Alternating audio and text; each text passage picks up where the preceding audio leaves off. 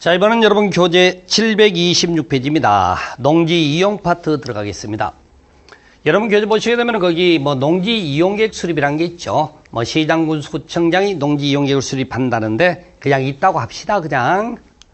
두 번째 교재 오른쪽 페이지 농지용 증진 사업이라는 게 있죠. 사업의 종류가 4가지가 있을 겁니다. 이따 치세요 그냥. 그래서 읽어보시고 이런 사업이 있구나라고 이해하시고 넘어가시고요 그냥. 그 다음에 다음 보시니까 교재는 729페이지 농지 소유의 세분화 방지라는 표현 나와 있죠. 세분화 방지에 관한 규정이 있다는 거지. 이 내용은요 여기 보시게 되면은 농업생산 기반 정비사업이 시행된 농지를 대상으로 해서 세분화 못하게 돼 있다는 그런 얘기인데 막아보자 그 얘기입니다. 자, 여러분들 과거에 오래된 흑백 사진을 보시게 되면 농지 모양이 구불구불 돼 있더라고요. 그래서 소가 쟁기 끌면서 농사 짓던 것이 언젠가부터는 농지가 반듯반듯 정사각형, 직사각형 모양으로 만들어졌던 거죠.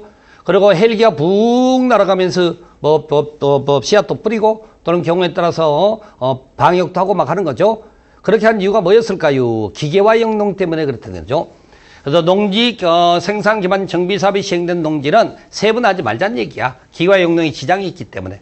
단순히 읽어보시면 돼요. 그래서 한 농업인에게 상속 증여능이 이루어질 수 있도록 지원을 해주겠다. 그런 내용들 됩니다. 그래서 거기 729페이지 보면은 그런 내용이고요. 분할 금지 사유라고 되어 있죠. 그래서 분할 금지 사유도 필요하면 한 번 정도 읽어보시기 바랍니다. 이런 내용이 있었다라고 말씀드리는 거고. 그 다음에 지금부터는 730페이지 대리경작이라는 걸 여러분이 학습을 하시게 됩니다. 대리경작. 자, 대리경작은요, 일단은 뭐가 문제가 되면 유휴농지라는 게 나와. 표현 좀 그렇습니다만 놀고 있는 땅이라는 거죠. 놀리고 있는 땅이라고 그럽시다. 바로 놀리고 있는 땅에서 대리경작자를 지정하게 되는데 여기는 유휴농지에서 제외되는 거야, 제외되는 거. 그래서 이제 대리경작자를 따로 지정할 필요가 없다라는 얘기인데요. 보니까 지력증진, 토양 개량 보존에 필요한 게 아니라 휴경하는 농지랍니다. 휴경지라고 그래요. 이건 놀리는 땅 아닙니다. 농작물 생산을 더 하기 위해서 임시로 쉬고 있는 땅의 개념이죠. 그 다음에 연작으로 인하여 피해가 예상되는 작목의 경작, 재배 전후 지력증진, 회복을 위하여 필요한 기간 동안 휴경하는 농지 마찬가지입니다. 바로 이런 경우에 있어서 이렇게 되는 경우에 있어서 자, 이때도 마찬가지로 쉬는 땅에 해당되기 때문에 이런 경우에 있어서도 마찬가지로 대리경작자 지정할 필요가 없고 전용 타용도 일시 사용은 더 이상 농사 짓는 땅 개념이 아닙니다. 그렇기 때문에 여기는 대리경작자 지정할 필요가 없더라. 그것부터 이해를 먼저 하시면 돼요. 자, 그런 과정에 봅시다. 우리가 유휴농지, 즉 놀리고 있는 땅을 대상으로 해서 대리경작자를 지정을 하게 되는데 자, 제외된다는 말은 대리경작자 지정 안 하는 땅이란 말이죠. 좀 전에 보셨던 휴경지라든지 전용농지는 대리경작자 지정하지 않는다라고 말씀드리게 되고요. 자, 그 다음에 대리경작자 지정 과정에 교재 오른쪽 페이지에 나와 있죠. 지정 예고 절차가 있다는 겁니다. 지정 예고 절차 이렇게. 그러면서 시장수청장이 지정 예고를 합니다. 소유권자나 임차권자에 대해서 당시 농사를 짓지 않는 것 같으니까 그 땅에 대리로 농사 지을 사람을 정하겠습니다라고 알리는 거죠. 이 과정에 절차는 크게 문제 삼지 말고 그 다음에 이렇게 지정 예고를 했더니만 소유권자나 임차권자가 시장님에게 이의 신청을 합니다. 시장님, 내 땅 내가 알아서 할 테니 당신은 관여하지 마십시오라고 이의 신청을 하는 거죠. 그러니까 이제 이에 따른 심사가 이루어집니다. 심사에서 심사의 결과를 소유권자 임차권자에 통지를 하게끔 돼 있다. 이렇게 해서 대리경작자 지정 절차에 해당되는 거 이 정도 봐두시면 되고요. 자, 이 과정에서 이제 실제 지정이 이루어진다고 칩시다. 누구를 지정할 거냐가 문제가 되는 거죠. 원칙은 농업인이나 농업법인 중에서 지정을 하여야 한다라고 얘기를 하는 거죠. 그래서 여러분 교재 730페이지에 피지정인의 자격이라고 되어 있죠. 바로 거기에 해당됐던 것이고 그 다음에 보시게 되면 예외적으로 농업생산자한테 학교 등을 지정할 수 있다. 제일 밑에 있죠. 그렇게 되어 있는데 여기서 주의할 것은 자, 농업인이 지정이 됐는데 원수가문입니다. 어떡하면 좋아요. 조상인 별 면목도 없고 그래서 시장님 찾아가서 제 인간 말고 다른 인간으로 좀 바꿔달라. 그런 것들은 허용되질 않습니다. 이의신청이 인정되지 않는다 그 말이지. 이의신청은 지정 예고에 따른 이의신청이 있어도 지정에 따른 이의신청은 없습니다. 우스갯소리로 자 원수가문의 사람이 농사를 짓게 되는데 그분은 콩을 심으면 팥이 나오는 거죠. 그분 땅에서는. 그럴 일이 없지 않습니까? 콩 심으면 어떻게 팥 나와요? 어차피 그분이 심어도 콩은 콩이야. 굳이 다른 사람이 할 필요가 없다. 사람이 중요한 게 아니다. 그런 의미가 되겠죠. 자, 이 과정에서 이제 통지를 하고요. 지정 통지를 합니다. 자, 대리경작기간은 따로 정함이 없는 3년으로 한다고 되어 있고요. 토지 사용료라는 게 있습니다. 수확량의 100분의 10으로 되어 있습니다. 2개월 안에 지불한다. 뭐 2개월은 신경 쓰지 말고 토지 사용료가 있다는 거 알아두시고요. 그 다음에 해지 사유 발생하네요. 기간 만료에 따른 해지도 있지만 기간 만료 전 사유 발생에 해지할 수 있다라고 되어 있다는 거지. 자, 이걸 가지고 여러분이 시험 공부하시면 돼요. 더 이상 다른 거 굳이 할 필요 없습니다. 그래서 하나만 더 추가적 설명 드려볼까요? 자, 여러분 교재 거기 730페이지에 해당되는 거죠. 31편이 절차니까 그대로 보시면 되고, 여기 보시게 되면은 직권으로 농업인, 농업법인 중에서 지정하여야 한다. 없을 때 농업생산자 학교나 경작할자를 지정할 수 있다. 이렇게 좀 규정이 되어 있다는 거야. 내용을 보니까. 바로 이 과정에 여러분이 이제 이걸 보시라는 얘기예요. 이걸 보시게 되면은, 자, 이 사람들은 지정할 수는 없는 사람들이야. 직권으로 지정을 하되 이 사람들은 빼고 지정하라 그 말이거든요. 1번, 2번이 뭐냐면은 농지처분 명령 받은 자. 아니, 농지처분 명령을 받았다는 말은 무슨 말이에요? 지 땅도 농사 못 지었다는 얘기 아닙니까? 그런데 무슨 대리경작자를 지정을 해? 안 되는 거지, 그 사람은. 그 다음에 여러분 이걸 보라는 거야. 징역형 이렇게 돼 있습니다. 자, 뭐 형벌의 형벌의 그 경중을 여러분이 굳이 알 필요는 없지만은, 자, 사형이라는 형벌이 제일 무겁습니다. 그 밑에가 징역이고요. 그 다음에 금고라는 게 있다고. 여러분이 일반적으로 지금까지 어떻게 배우셨냐면은, 금고 이상으로서 이렇게 결격사유에 해당되는 것들이 거의 다예요. 공법 전체적으로 보면. 근데 여기는 금고가 아니라 징역형입니다. 징역형. 금고는 우리가 명예이라고 그래서 노역에 종사하지 않습니다. 그냥 교도소 방에 갇혀가지고 책임을 보는 거예요. 근데 징역형은 노역에 종사하는 형을 징역형이라고 합니다. 노동을 시키는 형이라는 거지, 이렇게. 여기는 아무튼 징역형이라는 것을 꼭 좀 구별해서 알아두시기를 좀 부탁을 드리겠습니다. 바로 이런 것들이 이제 대리경작자 지정에 관한 얘기를 지금 말씀드리게 됐고요. 자, 그 다음에 교재 넘어가시고요. 다음 페이지 가시게 되면 732페이지 임대차, 사용대차라는 게 나와 있네요. 보니까. 자, 소작제 금지라는 게 헌법의 금지 규정입니다. 헌법 제121조에서 농지 소작제는 금지된다고 원칙 선언이 돼 있다고요. 그래서 농사를 짓는 만이 농지를 갖는 거예요. 그래서 농지법은 이 규정을 구체하여 자기의 농업경에 이용하거나 이용할 자는 이를 소유하지 못한다고 규정을 두는 이걸 경자전 원칙이라고 말하게 됐던 겁니다. 그런데 과거에 헌법에서 말하는 소작제가 현대적 형태로 말하게 되면 임대차, 사용대차에 해당됩니다. 그런데 당연히 금지된다고 해야지. 헌법의 금지사항이기 때문에. 다만 농지의 효율적 이용을 위해서 농지법에서 예외적으로 임대차, 사용대차가 허용된다. 이렇게 해석을 하시는 거죠. 그런 과정에서 임대차, 사유가 이렇게 잔뜩 있네요. 이걸 여러분들이 이제 필요에 따라 기억을 좀 하셔야 된다. 그 말인 겁니다.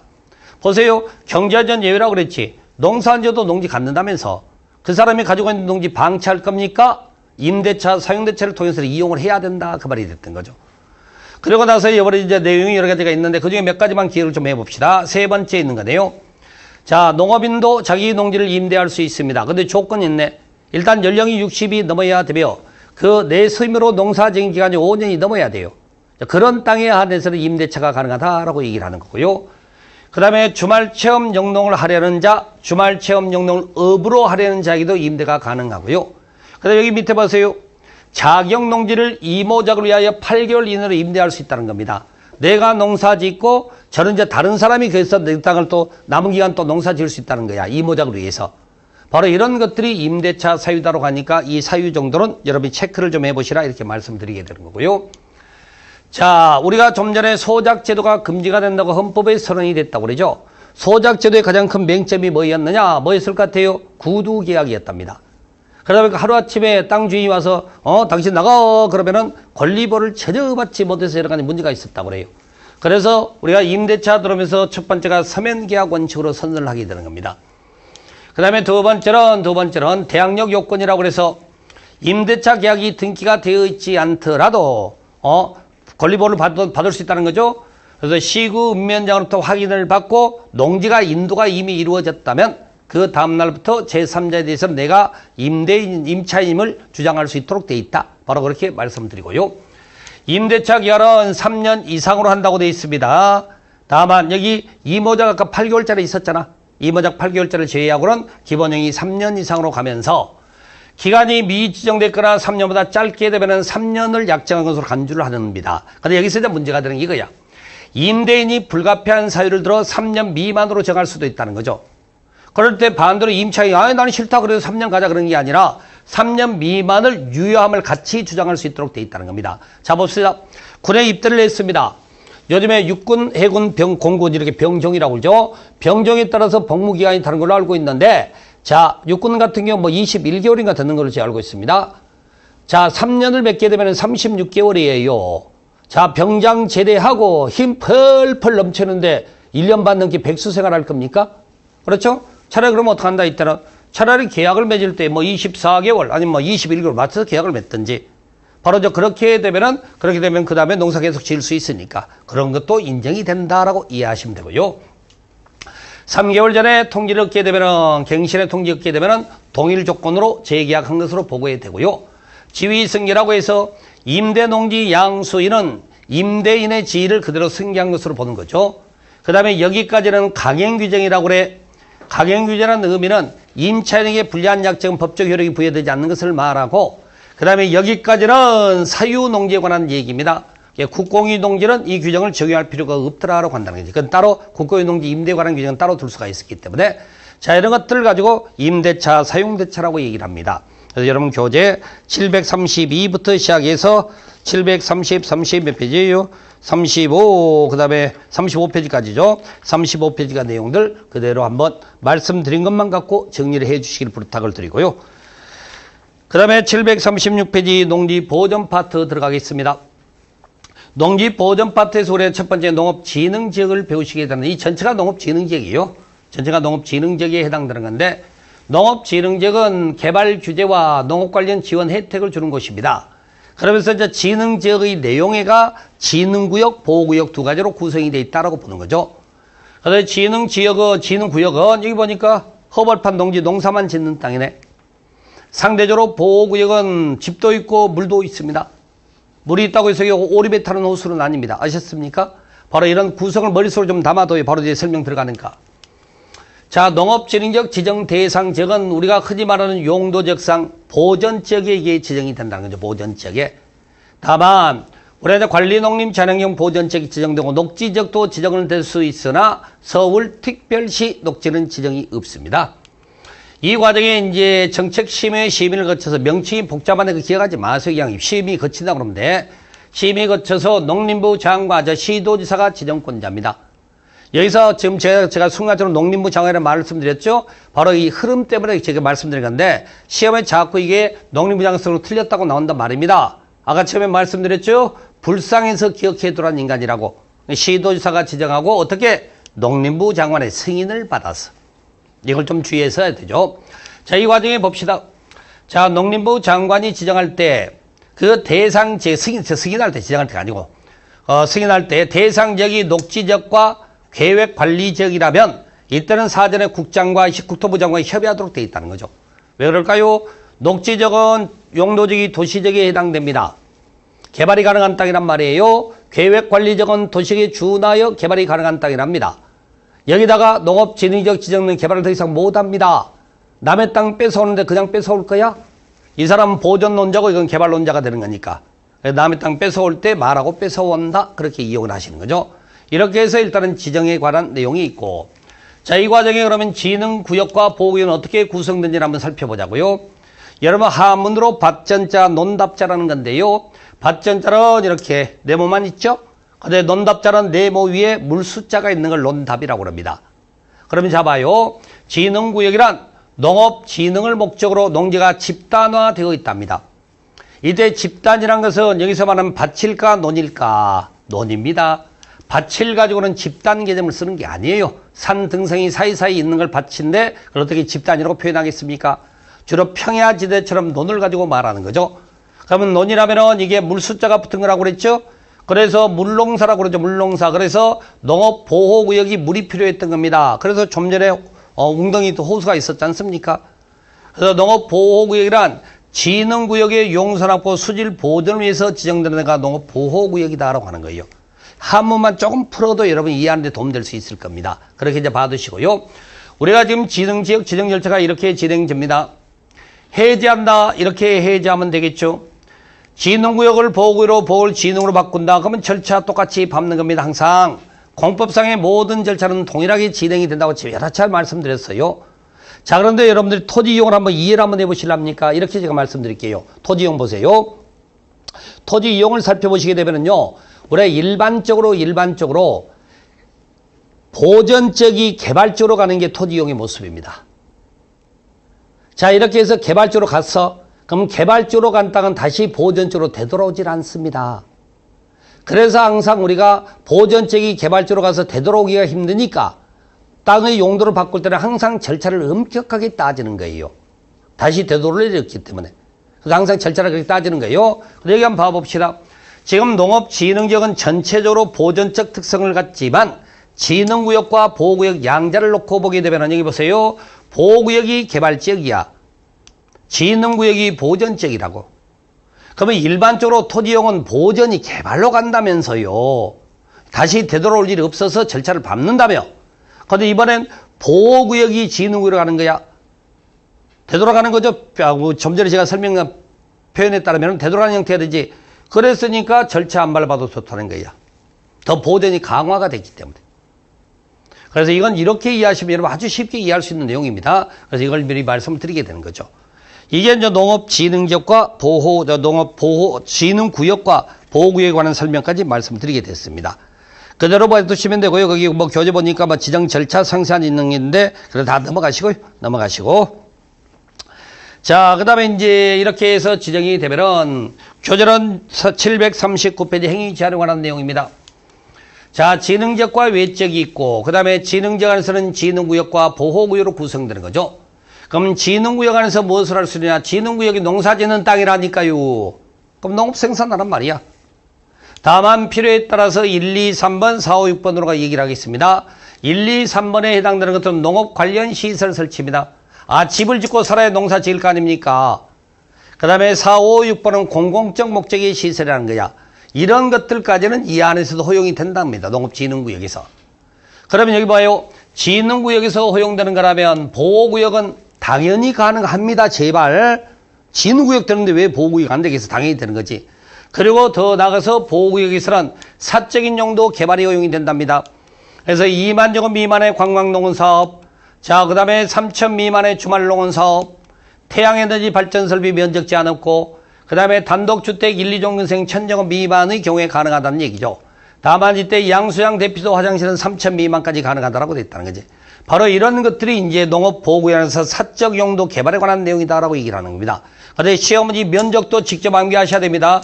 면적도 직접 암기를 하시고, 그 다음에 우리가 이제 1, 2종 근생 중에서도 몇 가지 안 되는 게 있어요. 뒤에 또 상세하게 있습니다만은 이러한 것들은 안 된다더라라고 얘기를 하는 거죠. 자, 이것을 가지고 우리 행위 제한이라고 구성했습니다. 그럼 이 내용을 가지고 여러분들이 그 정리를 좀 해보시면 되고요. 교재 739, 740페이지까지 40페이지 구성됐던 것 그대로 봐두시면 되고요. 그 다음에 추가적으로 안 되는 거 몇 가지 있는데 이런 것들은 그냥 나중에 맞춰볼 때 쓰도록 하고요. 자, 그 다음에 교재가 해당되는 페이지가 어디로 가시냐면은 그것에 해당되는 페이지가 한 필지 토지가 두 개 걸치는 건데 742페이지 제일 위에 용도구역에 걸치는 한 필지 토지는 행위 제한의 특례라고 되어 있죠. 바로 거기에 해당되는 겁니다. 거기에 해당되는 내용이 또 구성이 될 것인데 거기 보시게 되면은 자 봅시다. 진흥지역과 진흥지역 외적이 있는 상태에서 진흥구역과 보호구역으로 구성됐죠. 이게 진흥구역, 외곽이 보호구역이죠. 근데 한 필지 토지가 농지를 중심으로 생각해 봅시다. 330제곱미터 진흥구역이 속하는 면적이 나머지가 보호구역이 속한다는 거죠. 그랬을 때 진흥구역 안의 행위장과 보호구역 행위장 다르다고 그랬죠. 그랬을 때는 농지 기준으로 330점 큰 땅 아닙니다. 그래서 풀어주겠다는 거야. 그래서 보호구역 행위제한을 받는다. 그렇게 적용이 되는 거죠. 자, 그런데 이번에 봤는데 여기 넓게 갑시다. 진흥지역과 외지역이야. 진흥지역은 이것도 둘 다 포함되는 표현이야. 아무튼 진흥지역이라는 표현 아니란. 근데 진흥지역에 속하는 면적이 330이 안 되더라는 거지. 그럼 이제 풀어주는 형식입니다. 근데 표현이 어떻게 나오냐면은 진흥지역 행위제한 하지 마라. 그렇게 돼 있다는 거죠. 왜 바깥쪽을 한다고 말하지 않고 안쪽을 적용 안 한다고 하느냐. 바로 그게 이겁니다. 자, 보세요. 이 바깥쪽을 우리가 알 수가 없잖아. 농업진흥지역이 어디서 지정됐죠? 녹지관리 농림자량용 보전지역에서 지정이 됐거든요. 바깥쪽으로 왜 특정 지을 수가 없기 때문에 표현은 반대로 지능적 적용 안 한다라고 쓰면 된다는 얘기죠. 바로 이렇게 구성된 내용을 좀 봐두시면 되고요. 그 다음에 기득권 보호라고 해서 여러분 교재상으로 납부해 있습니다. 앞에 거기 741페이지에 있는 건데요. 기득권 보호에 관한 내용이 거기 나와 있는데 보니까. 자, 보시게 되면은 기득권 보호, 자, 농지법만 가지고 얘기를 합시다. 나머지는 다 여러분 여러 차례 봤어. 자, 농지법 기존에 건축물이 있었습니다. 아니면 짓고 있는 건물이 있답니다. 그런데 갑자기 이 동네에 농업진흥지역이 지정이 됐다는 거죠. 아, 진흥지역은 농사 짓는 땅이라면서요. 그럼 이미 지어진 건물이나 짓고 있는 건물 때려 부시고 깻잎 다시 심어야 됩니까? 그럴 필요 없겠죠? 그래서 여기 보시게 되면은 농업진흥지역 행위제한 하지 마라는 얘기야, 이게 돼 있어라. 그럼 지어진 용도대로 사용한다라고 보시면 되는 거죠. 이런 걸 기득권 보호라고 해서 나오게 되는 거죠. 교재 741페이지에 해당되는 내용이 그렇게 이해하시면 되겠습니다. 그 다음에 여러분 교재 그 다음 페이지 보시게 되면 해당되는 페이지가 742페이지 5번, 6번에 관한 내용이 있죠. 5번, 6번에 관한 내용인데 그냥 넘어가세요. 넘어가시고 나중에 지문 나타나면 한번 확인용으로만 보겠습니다. 그 다음에 농지법에서 우리가 이제 마지막으로 학습해야 될 내용이 바로 농지전용이라는 게 있습니다. 농지전용. 농지전용이라는 내용을 학습하시게 되는 건데요. 농지전용 절차부터 여러분 이해하셔야 될 게 있어요. 자, 먼저 농지를 전용시에서는 농지전용에 관련되는 신청서를 작성해서 시장님에게 제출합니다. 자, 시장님이 심사를 해서 이상이 없으면 시도지사에게 올려보내고 시도지사가 심사에서 이상 없으면 농림부 장관에게 가고 농림부 장관이 전용 허가권자다. 이게 전용의 기본 틀이에요. 전용할 때. 농지전용이 이렇게 이루어지는 겁니다. 다만 여기서 이제 문제가 되는 것은 자, 농지가 포함된 땅을 개발 용도로 바꾸려고 한다는 거지. 자, 전용은 내가 직접 농지를 다른 쪽으로 쓰겠다는 거. 그 다음에 이게 전용협의라고 하는 거야. 전용협의라는 것은 농지가 포함된 땅을 개발 용도로 바꾸는 과정에 바로 농지가 포함됐기 때문에 그때 농림부 장관의 사전에 그 땅의 전용 협의 절차를 거치는 거예요. 그래서 주무부 장관 지자체장이 농지가 포함된 땅을 개발 용도로 바꾸기 위한 협의 절차가 있다더라 그렇게 하는 거죠. 그 다음에 농지 전용은 원칙이 허가라고 그랬어요. 그런데 농업 관련 농업인 관련 시설 중에서 농업 관련 농업인 관련 시설에서 크기가 적을 때는 신고만 하고도 전용할 수 있더라 그렇게 하는 겁니다. 이걸 전용허가, 전용협의, 전용신고라고 칭하는 겁니다. 이 과정에 여러분들이 시험에서 이렇게 좀 주의할 게 이거야. 전용허가 제외사유라고 나오는데요. 착각하지 마세요. 전용허가 제외라고 해서 전용을 못한다는 말이 아니라 허가가 원칙이라면서요. 그러니까 허가 안 받고도 전용한다 그 말이 되는 겁니다. 내용을 보니까 이렇게 돼 있네. 전용협의 거친 농지 허가 필요 없어요. 이미 전용협의 과정에 농지가 아닌 걸로 되어 있기 때문에. 두 번째, 전용 신고 있답니다. 크기가 적을 때 신고만 하면 전용된다며. 근데 왜 굳이 허가를 받아? 허가 받을 필요 없다는 거지. 그 다음에 불법 개간 농지인데요. 살림을 밀어대고 거기다 불사질 넣었던 모양이죠. 화전입니다. 그리고 농지가 된 상태인데 다시 농지로 산지로 원상 복구해야 돼. 살림으로. 그때로 허가 받을 필요 없잖아요. 불법 개간 농지 원상 복구하는 거니까. 그 다음 하천관리청으로부터 허가를 받은 농지는 전용허가 따로 받지 않는다. 그렇게 돼 있다는 거죠. 그래서 허가 제외되는 의미가 뭔지를 여러분이 아셔야 되고요. 그래서 교재 거기 743페이지에 전용허가 대상인 제외되는 것에 대해서 나와 있죠. 바로 그 내용을 가지고 이해를 해보시기 바라고요. 자, 그 다음에 지금 농림부 장관이 전용허가권자고 전용은 허가가 원칙이라고 그래서 그럼 농림부 장관 1년 12달 전용허가 도장 치다가 세월 다 보내실 겁니까? 그럴 수는 없다라는 거지. 그래서 권한 위임이 있습니다. 농업진흥적 안에서 농업진흥적 바깥쪽에서 그 전용의 면적에 따라서 권한 위임이 되는데 자 3만이 넘고 20만이 넘는답니다. 농지 면적이. 그럴 때는 농림부 장관이 직접 권한 행사를 하게 돼 있습니다. 그래서 그 내용이 어디에 해당되느냐 보시게 되면은 농지 전용의 권한 위임에 관한 내용이죠. 권한 위임에 관한 내용인데 권한 위임에 관한 내용 면적이 어디 붙었나요? 면적이 면적이 있어야 되는데 면적이 지금 수치상으로 지금 잘 안 보이네요. 면적 잠시만 말씀드리겠습니다. 잠시만요. 권한 위임에 관한 내용인데 자 우리 교재는 그 면적을 제가 따로 표시 안 해놨네요. 아무튼 이렇게 권한 위임이 있다는 것만 알아두시면 될 것 같습니다. 자 이렇게 해서 이제 일정 면적이 넘게 되면은 3만 이하 넘으면 농림부 장관이 직접 행사하고 그 다음에 이제 그보다 적게 되면은 시도지사에게 위임하고 그보다 더 적습니다. 그러면 이제 3,003만 미만일 때는 그때는 이제 시당군 수청량에 위임한다. 관한 위임에 관한 수치가 있다는 얘기죠. 우리 교재는 지금 제가 어디 안 보이네요. 그렇지만 아무튼 이런 기준이 있다고 알아두시고. 그 다음에 여러분들이 시당군 수청 타용도 일상 허가라는 게 있어요. 전용은 아닙니다만은 농지를 농사 짓는 용도는 다른 용으로 일정기간 바꿔 쓰고 다시 농지를 원상 복구하는 개념이 있죠. 자, 기간은 이제 7년짜리, 5년짜리가 있고요. 그 다음에 용도 변경 승인이라고 그래서 허가받거나 신고할 때 목적사업이 정해져 있는데 그 목적사업에는 다른 용도로 바꿔 쓰는 걸 용도 변경 승인이라고 그러죠. 기간은 5년 이내로 되어 있습니다. 5년 이내. 그 다음에 이제 또 배우는 게 전용허가 취소라는 게 있습니다. 여러분 교재를 보시게 되면은 전용허가 취소라고 해서 내용이 뒤쪽에 있는데 일단 이 표현이 있어서 보는 거예요. 전용허가 취소라고 해서 전용허가 취소에 관한 규정입니다. 교재는 해당되는 게 757페이지 있어요.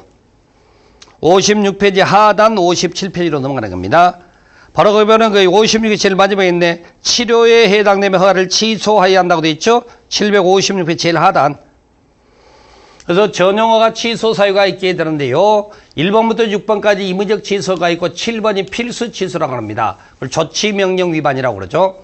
그러면 여러분들이 이걸 왜 보여드리냐면은 1번, 6번에 해당하는 기억하려고 들지 말고 7번만 정확히 기억하시면 돼.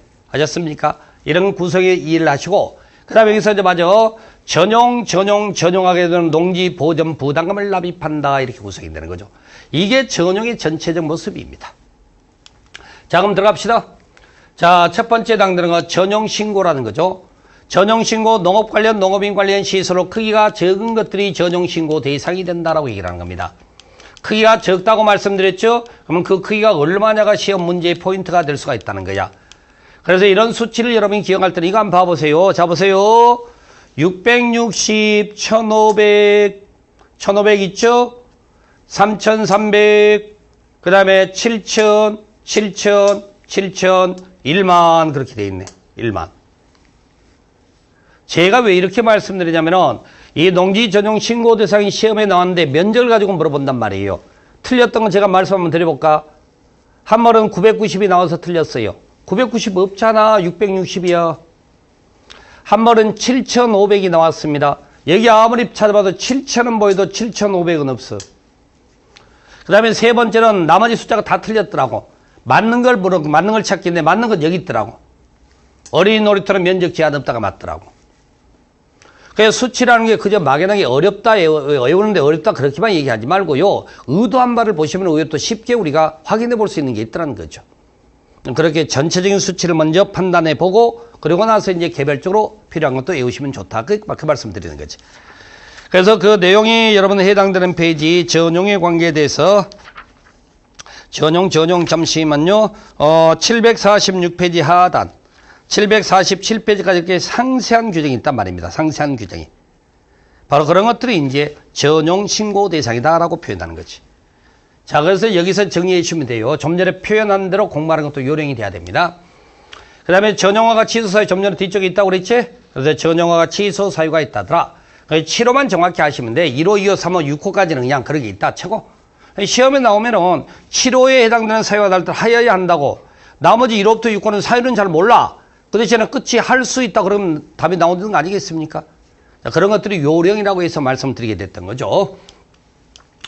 그 다음에 이렇게 해서 이제 농지를 전용하게 되면 결국에는 돈을 내는 겁니다. 그걸 농지 보전 부담금이라고 칭하게 되는데 농지 보전 부담금 752페이지 있습니다.